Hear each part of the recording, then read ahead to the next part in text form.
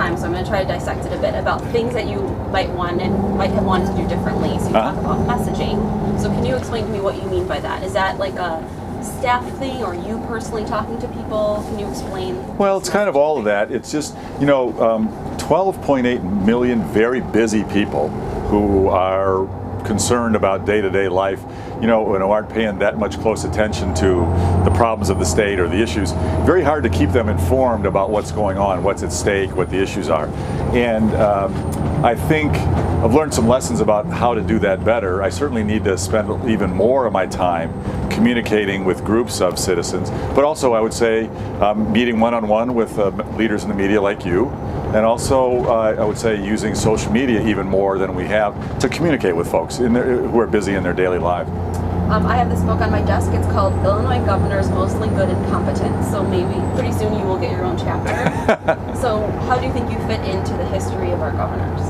Oh, well, I'm so focused on doing the good service today, I haven't spent a whole lot of time figuring about the place in history.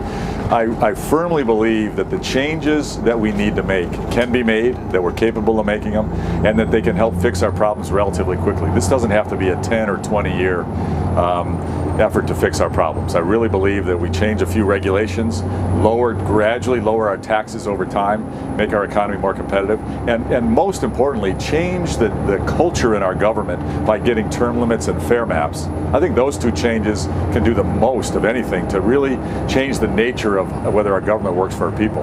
And we can do these things very quickly. We don't have to wait 10 years. So we always ask you President Trump questions. I'm just wondering, do you think that he has helped or harmed your candidacy right now? Well, the important thing I think for your readers and for the people of Illinois to understand is the president is not on the ballot. Who's on the ballot is Pritzker and Madigan, and then Rauner and Sanguinetti. And Pritzker and Madigan being in power together, gerrymandered districts, massive income tax hike, new vehicle mile tax, more job losses from the corruption and the taxes and the regulations. Nightmare for the state.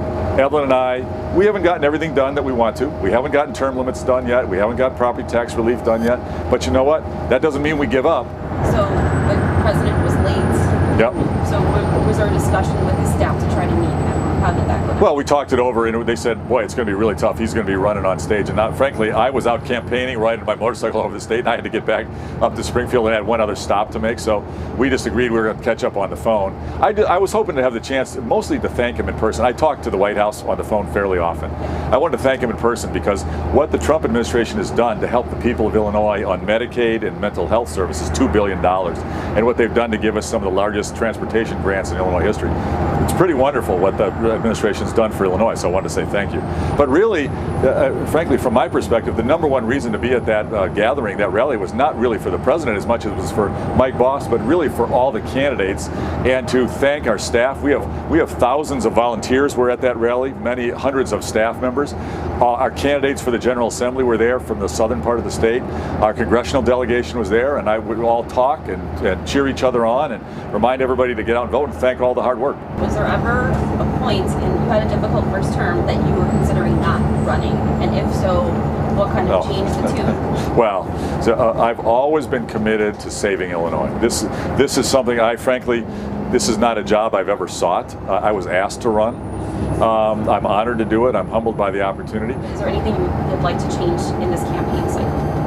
Oh, I don't know. I don't spend too much time worrying about that. Right now, my whole focus is making sure that we get the truth out. I'm being outspent by over $100 million. I mean, oh my goodness, record for any governor's race by any one candidate for governor, and it looks like Pritzker and Madigan's party might spend $300 million or something total in this election cycle at every. Wow. I've heard you talk about the budget impasse. I was there for all of the votes and all the things. Why do you think that you get the blame? Do you think it was at that point people already trying to, the Democratic forces already trying to get someone against you? Absolutely. This is all orchestrated. Pritzker wasn't around then. Madigan, this was all orchestrated.